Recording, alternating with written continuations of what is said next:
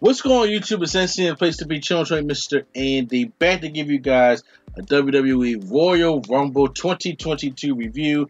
Sorry we didn't get a chance to go live like I had planned to, but I'm kind of glad we didn't, because I actually enjoyed the party that I was at yesterday, because joining me is also not Deion Sanders for Primetime. Yeah, I'm here. Yeah, okay. So, obviously, Prime was a little pissed about the Royal Rumble, but did you have fun at the watch party? That was cool. Everybody was entertaining. I thought it was great. Yeah, it was Q and like three of his friends. So yeah. So it was cool. First time I ever been to one of Discord. Actually, because Discord it was bothering me trying to work that joint in the beginning. But I had to use my wife's phone. She helped me get the hang of it. So we're at the Royal Rumble, and I did not see any pre-show. I don't think there was a pre-show match, honestly. And I had to say off the bat that at first I was enjoying the Royal Rumble, and then I wasn't. And especially when we got to the men's Royal Rumble, I did not think that was a good Royal Rumble match at all. At all. Would you agree or disagree? I didn't think it was, but yeah, I will get into it. Say what? I didn't think that it was. Okay, well, let's just go down the list here. So we kick off the night with a singles match for the Universal Championship. The Usos are banned from ringside. It's Seth freaking Rollins taking on Roman Reigns. Funny thing, Seth Rollins comes down in the Shield gear. I thought that was cool. And Seth Rollins, he got his old Shield gear. He's getting in the mind of Roman Reigns. He's trying to be the Joker to his Batman, especially nod to the purple suit he had on Friday. So, of course, when you get these two guys, they're going to have a decent match. And that's what it was. It was fast-paced action from beginning to end, going with Rollins getting upper hand, like to the point where I thought Rollins, if we wasn't living in a world where we knew Roman Reigns was going to WrestleMania with that championship, I thought Rollins was about to squash Roman. Because he was beating him down, and then he gives him they call it the Shield Powerbomb now, not a regular powerbomb, through the announce table, and he comes back in, and he gives him a frog splash, and then Roman kicks out, and then he goes for his Phoenix splash and rolls through it, and Roman tries to hit a spear. He gets out the way, but then there was one sequence where Roman goes for the spear. They do just like they did back in the last time they fought. I forgot what was it, Money in the Bank a couple years ago, when Roman runs right into a pedigree. I'm not a big fan of the pedigree being used as a setup move, but he runs right into the pedigree, and Roman kicks out. At one point, Seth Rollins hits a curve stomp on him, and it bruises the side of Roman Reigns' face. He gets a good one on that one, but he hits the spear on Seth Rollins, and then as he goes to pin him, Seth is sitting there laughing, holding the fist out like, fist me up, dude. Kind of like going back to the old Shield stuff. But then Roman puts the guillotine choke on him. I don't know if this is a botch. It just didn't look good, because he was holding on, and Seth was about to pass out. His hand goes limp. The referee picks his hand up, and like he's checking for it, and he lets it go, and it goes right onto the ropes. It looks like the referee helped him out, honestly. So that was like a bad look for him. So I wasn't a big fan of that. And then after Roman is looking at the 5 count go, and then it's a non-finish. And the fans did not like that. They started booing.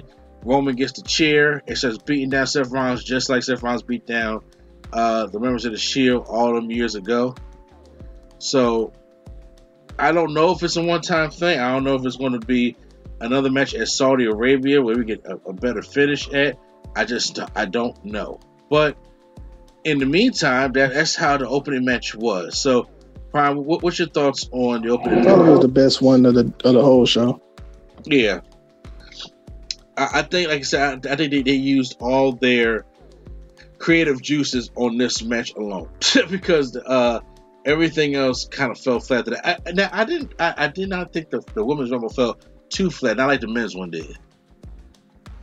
but we'll probably get right into that one. So let's go into the next match, which is the Women's Royal Rumble matchup. So coming in at number 1 is Sasha Banks. Next up is Melina. Melina's back. She gets the whole red carpet entrance and everything. She comes down to the ring. She does her split, get into the ring. And they do a little pose off. Melina's getting all emotional and stuff like that. But it's Sasha like, I ain't trying to hear none of that shit. She takes Melina and tosses her right on the outside. And is over. Next up, coming in at number 3, Tamina. Number 4, Kelly. Number 5, Aaliyah. Then number 6, we have Liv Morgan. So this is the kinds of the people that are coming down right now. Queen Selena is the number 7, and no sooner she gets in there, Sasha Banks gets eliminated by Tamina. Oh, by the way, I didn't say that Sasha Banks is supporting like a Sailor Moon type look tonight. And it reminded me of Daniel Bryan from 2015. You remember that? How he just unceremoniously got eliminated? Yeah, but it's just still hurt. Probably that's probably the case more than likely. Right. So after that, then we get Bianca Belair number 8, Dana Brooke at number 9 with Reggie, and then Michelle McCool comes out at number 10. So Michelle McCool comes out, then she starts hitting faith breakers on everybody. Sonya Deville comes out at number 11, but instead of going to the Rumble, she goes to the announce table, still has a blazer on and everything, and she does commentary with them. Then Natalya comes out, and then after Natalya, Cameron comes out. And Cameron is an old Funkadactyl with Naomi. But it was funny because Pat McAfee says that that's one of Naomi's old friends. And then I like how Sonya Deville was like, oh, she's friends with Naomi? So she gets in the ring and starts beating down Cameron and eliminates her. Then at number 14, here comes Naomi. Naomi comes out, gives a brief check on Cameron, and then goes in there and starts fighting with Sonya Deville. Like Kelly gets tossed out by Sasha Banks. I forgot to say about that. And her face. To me that was funny. Like Charlotte kicked that back and like, get out. I mean, it could have went wrong so many other ways, but I was like, get out. I'm not a fan of Kelly. I'm really not. Dana Brooke is eliminated by Michelle McCool. She doesn't last long. Then number 15, we get Carmella, who's in there. And then number 16 is Rhea Ripley. Carmella's on the outside, but she gets tossed in, and then Rhea tosses out her and Zelina Vega. Then number 17, we get the SmackDown Women's Champion, Charlotte Flair. Number 18, we get Right to Censor member Ivory. And believe it or not, did you know Ivory's 60 years old? So I was like, she looks good for 60. She comes down, does her Right to Censor thing, and I was she said that in her speech. Oh, she did? Yeah. Hall of Fame? Oh, yeah. I'm just saying, last I seen the at Hall of Fame. They barely even do Hall of Fames anymore. She comes and she says, just talk about those little girls in the ring. I was like, Ivory is funny because that gimmick in 2022, I mean, like, y'all already won. Everything's already censored. So, but Rhea tosses her out and she's still on the microphone just yelling. So I thought it was kind of funny. Then after that, we get Brie Bella, Brie Mode. And after Brie Bella, we get Mickie James, Impact Wrestling Women's Champion, Hardcore Country. And she actually comes out to Hardcore Country. The Impact, they gave her the whole Impact treatment. So I thought that was cool. Sonya Deville gets eliminated by Naomi, and everybody's cheering and clapping. Naomi tries to do one of her little save things, but Deville is still on the outside, and she grabs Naomi's arms and pulls out the Rumble, and she gets eliminated that way. So next up, we get Alicia Fox, the legend, the Hall of Famer. She's not really a Hall of Famer, y'all. Alicia Fox comes out, and then we get Nikki ASH, who is trying to attack Rhea and get her from behind. I was thinking, God, she eliminated her from behind. Summer Rae is out next at number 23, and go ahead. I'll wait for you to say your. No, I'm not. You're not gonna do it. You're No, not she was ahead of the game. About the Legends of Array? Yes, you did. No, she was ahead of the game. That's all. That forehead she has. Oh God. Oh my God, it was IMAX on that joint for real. And it's funny because Pop was like, she had it on Friday or something that he said. So after that, Nikki Bella. But she didn't. When they showed her that like the day before, it was not like that. I don't know, something messed up. After Nikki Bella comes in, number 25, Sarah Logan.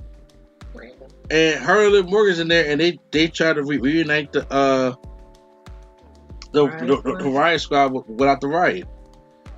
Mighty Molly is out. Lita's out next, number 26. Mighty Molly is out after that, but she gets attacked by Nikki ASH, and it gets tossed in the ring and tossed right back out. There's only room for one superhero. Wait. I didn't hear that part. I didn't know she was in it. Yeah, Mighty Molly was in there. Then at number 28, it's Ronda Rousey. Ronda Rousey makes her way to the ring and mad as fuck. Okay, comes in there and she starts cleaning house and starts eliminating a lot of people from Brie Bella to Rhea Ripley and Nikki ASH. She's getting everybody out of here. The only thing I didn't like is like she been going for Ring of Rock. She was pulling so much punches, and it was like a Shane McMahon level in my personal opinion. Oh, number 29 was Shotzi, and number 30 was Shayna Baszler. Now that was cool seeing the only two good women of the Horsewomen actually reunited, and even Ronda looked kind of like happy, like, oh, it's Shayna, and it was coming, and they about to square off for a minute, but then they got attacked. And everybody got eliminated. The last couple ones was Bianca Belair, Shayna Baszler, Ronda Rousey, Charlotte Flair, and was it Rhea Ripley? Yeah. So it was like, I think these women could really legit win this Rumble, but Bianca and Rhea, they got eliminated. Then after that, Shayna got eliminated, so it was just down to Charlotte and Ronda. By the way, Charlotte did have a stare down with Lita, so that may be the WrestleMania match. Lita versus Charlotte. I don't know if I want to see that. I've been telling you that. Say what? I've been telling you that. If not that, then Banks, one of the two. Yeah, it's one of the two. So Ronda wastes no time. She beat down Charlotte, and then it was like in an almost unconventional fashion. She charged Charlotte with Tyrone, and it was like quick too. And Ronda Rousey wins the matchup. So we don't know which title Ronda's going for, whatever the case may be. But she points to the sign. The sparks come on. Oh, well, it was something last night because the next match was Becky versus Doudrop. But nobody was into this matchup because, one, they already knew the outcome. Two, the WrestleMania sign caught fire. Oh, snap. And they had to evacuate everybody from that section to bring the WrestleMania sign down and put the fire out and put it back up. Damn. And according to some of the people that were there that are emailing into some of their friends that do YouTube channels or do podcasts, were saying that they were notified that towards the end of the men's WrestleMania, they need to evacuate that part again so they can put the fireworks back up for the WrestleMania point. So why even sell tickets to that section if you know that's like you have pyro for this? I don't know about saying, but this is the first time this ever happened. I don't know how cheap that sign is. No. I'm saying for the pyro part. If you know you're doing pyro right under the sign and there's seats there, why not just block that off and not sell seats there at all? But go ahead. Well, Becky beats Doudrop with a manhandle slam. And water was what? Yeah, from the middle rope. Pryor, you still there? Yeah. I'm about to say, you gotta help me out here because I'm starting to lose my voice a little bit. Your thoughts on the match? First of all, your thoughts on the Women's Royal Rumble? Rumble was okay. I think it's better than the other one we get to, but the Doudrop, I did not care nothing about it. It was trash. Yeah. I can agree. But the match that everybody was looking forward to. Bobby Lashley taking on Brock Lesnar for the WWE Championship. Billed as a dream match, and of course, it's been a match in the making for a long time. Two guys with very similar backgrounds. And okay, so Prime, in your opinion, did Brock this match? What you mean? You know how Brock will, you know, he's like, okay, damn, Brian, she says I want all out for that matchup, but then, you know, Dean Ambrose, I want, like, Brock's going to Brock. Like, I'm going to, like, look, we're going to get some suplexes in and call it a day. No, I don't think he necessarily did, because he was actually attempting to sell and all that. He actually took a German, so no, I don't think so. Yeah, he took a high angle German. So at first it started off like, you know, with just them testing their might, but then he takes Bobby Lashley on a German suplex. He's just like, all right, and then Bobby takes him on to put him on a German suplex, and he gives him a high angle. Brock falls on like his head German suplex. Now Brock ain't gonna give out no receipts to Bobby like he did Braun Strowman, because Bobby fight too. So it's just like, all right, but then we go to the match, and then all of a sudden Bobby hits about 2 spears, and then he goes to the outside, then Bobby tries to run, and then he runs through the barricade, and then Brock tries to hit an F5 on the outside. I thought Bobby was going to do his run into the post thing, but he didn't. They go back into the ring, and then all of a sudden he just starts taking Bobby to Suplex City.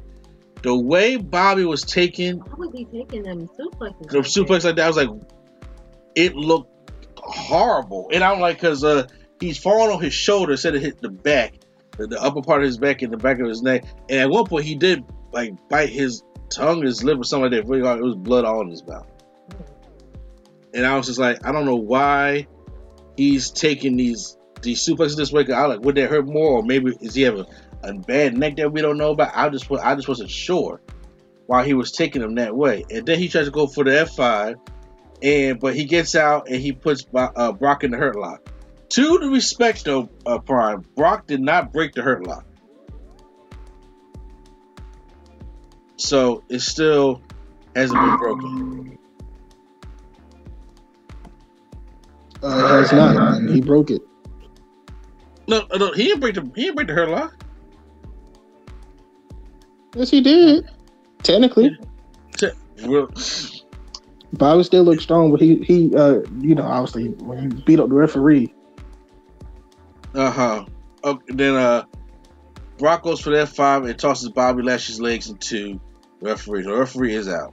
So then Brock's trying to wake up the referee, and all of a sudden here comes Roman, and Roman spears Brock out of nowhere. And then he just goes with Paul Heyman, hands the belt, and Paul Heyman hands him the belt. And then he hits him in the head with the belt. And Paul Heyman is supposed to have screwed over Brock Lesnar, is going with Roman. Everybody's in shock. Then here comes the referee running right down. And Bobby just crosses over and crawls and covers Brock and wins the matchup. Bobby Lashley is your new WWE champion. Honestly, it was meh. That's how I felt about the match.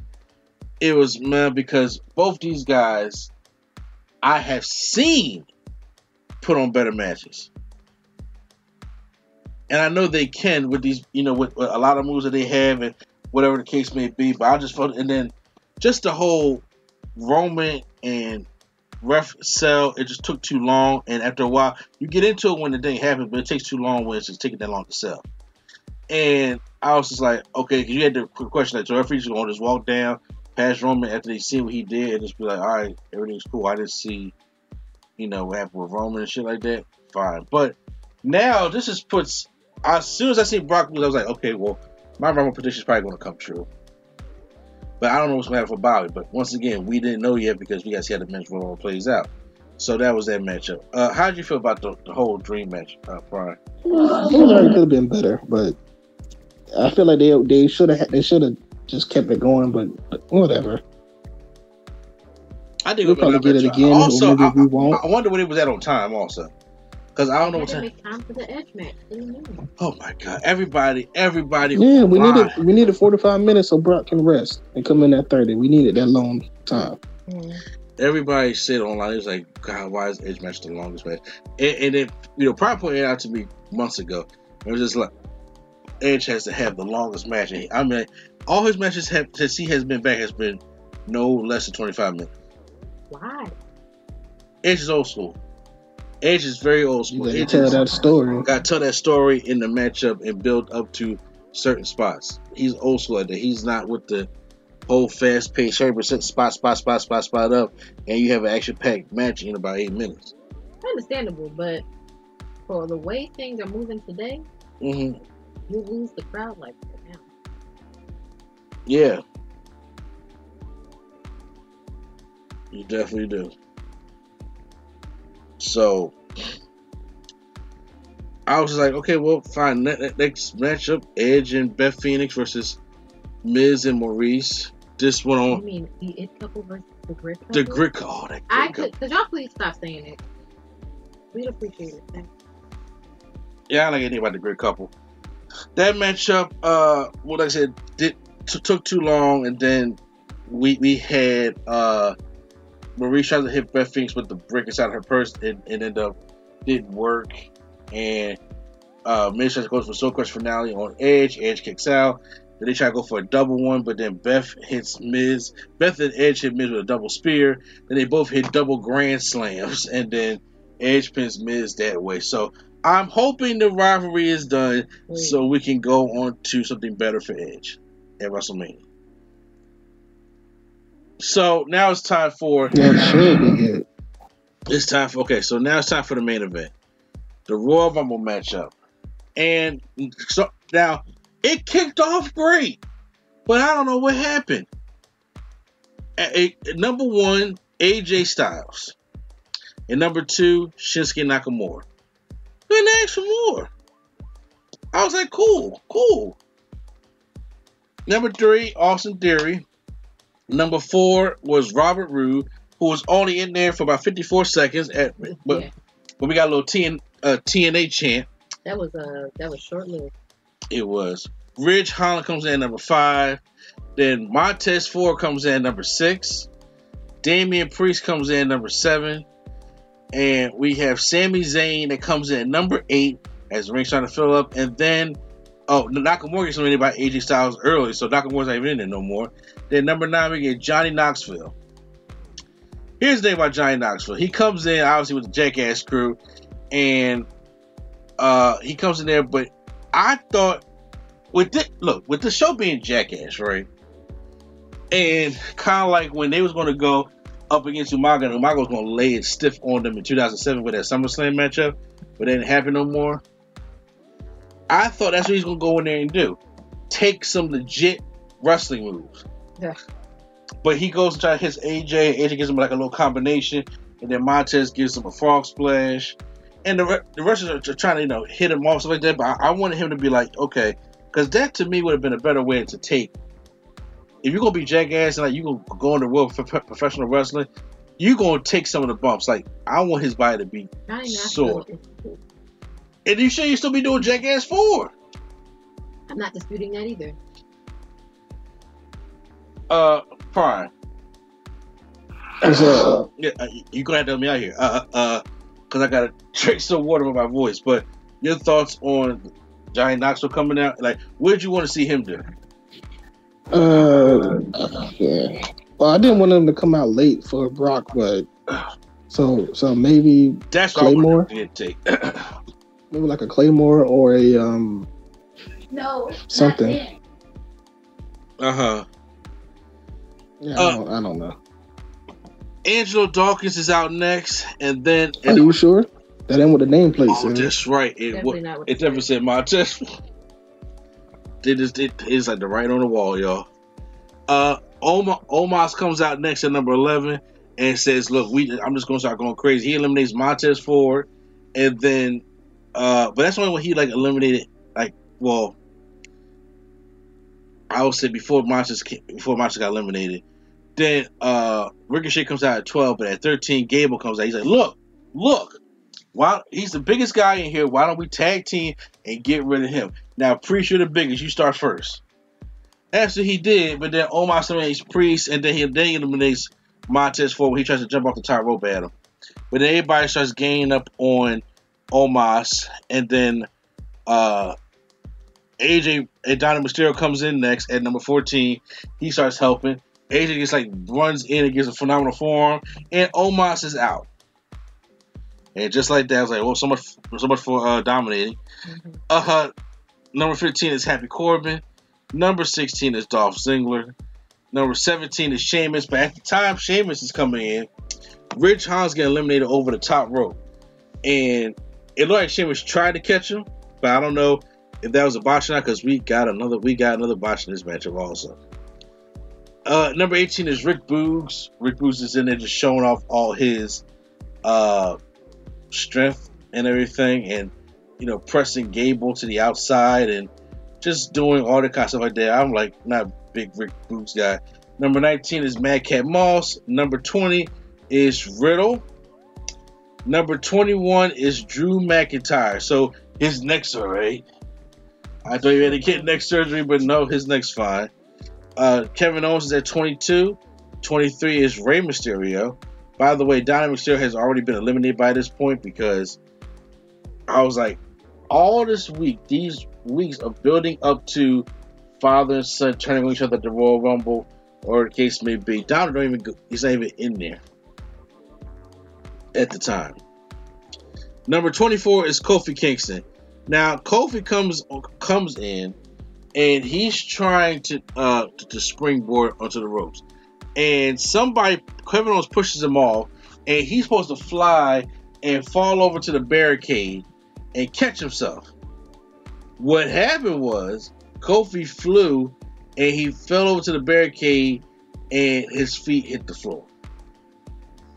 And he tried to pick his feet up. And so he was like, and they replayed it, like just live. And they replayed it, and you clearly saw both feet touch the floor.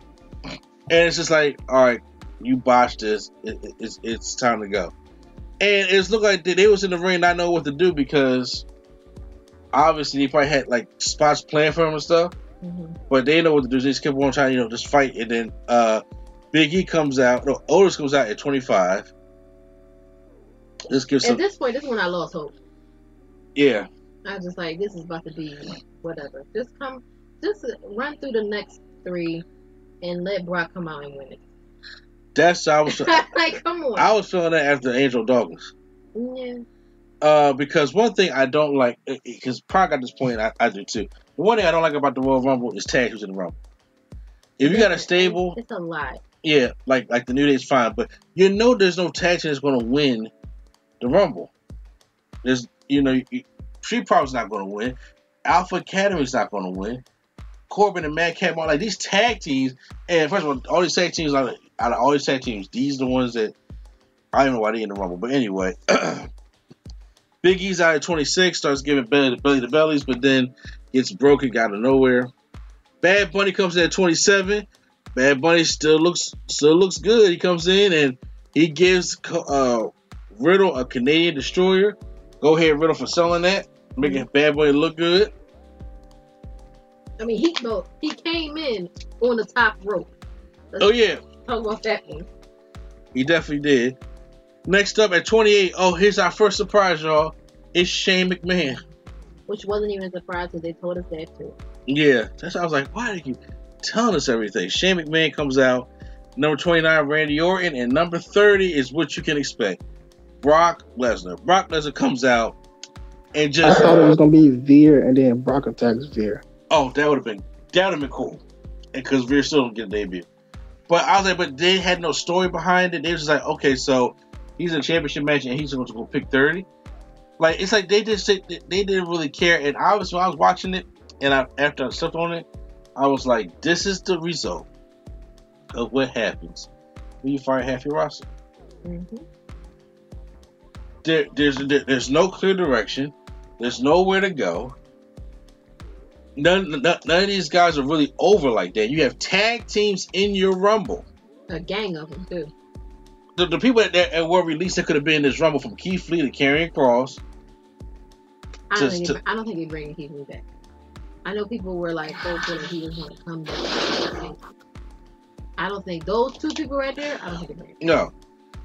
Also, Cesaro and Finn wasn't in it either. Yeah, Cesaro wasn't in it. Finn wasn't in it. Swerve Scott, like, because after I do agree with Poncho said yesterday, you have to put in the Rumble. It's about surprises. It's about moments, but it's also you got to put people in the Rumble that it seems feasible for them to win. For them to win, a tag team's not winning the Rumble. No, but allegedly, Vince is over Finn Balor, so it's just like okay, whatever. Breaking news from 2017. I didn't think he was going to put anybody from NXT in there anyway, because he's also over NXT 2.0 at this. I saw this when he gets tired of something, he just like he's a 70-year-old toddler. Yes, he just throw it down. Don't even want to play with it no more. So that was the Royal Rumble. Prime, your personal opinion. Yeah. I'm gonna put thumbs up, thumbs down, or thumbs in the middle. Down.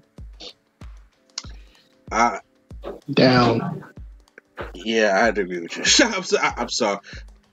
Other than the opening match and the Women's Rumble, everything else is forgettable. And that sucks when you're dealing with a Royal Rumble pay-per-view. Yeah, and now it scares me for WrestleMania. Well, yeah, what are you going to do with Bobby now? I have no idea what's happening with Bobby. Because right now... Probably AJ or something. But see, I thought AJ was going to be for Edge. Well, maybe so. I don't know. Because right now, I'm sitting thinking like, y'all have made... The Royal was always for Brock Lesnar and Roman. So right now, that match is set on night 2. However, I don't know what the main event for night 1 is going to be.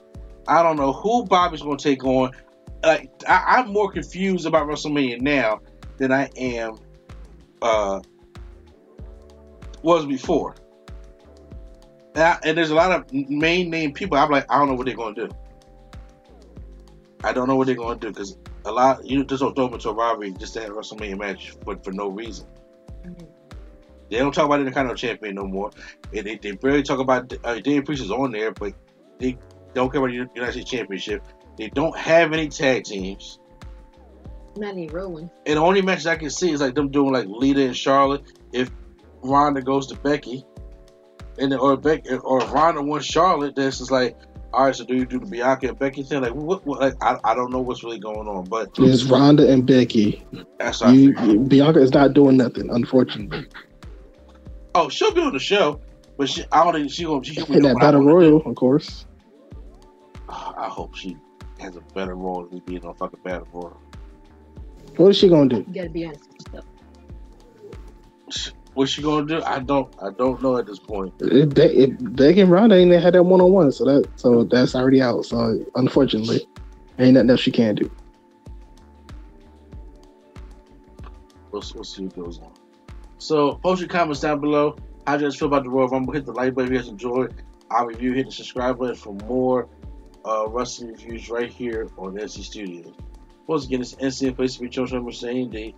Not that stands for prime time. It's been real. All right, Integration Stage Sketch for joining us. I have no rebuttal. I'm tired. Goodbye, everyone. And the Nerd Coalition is out.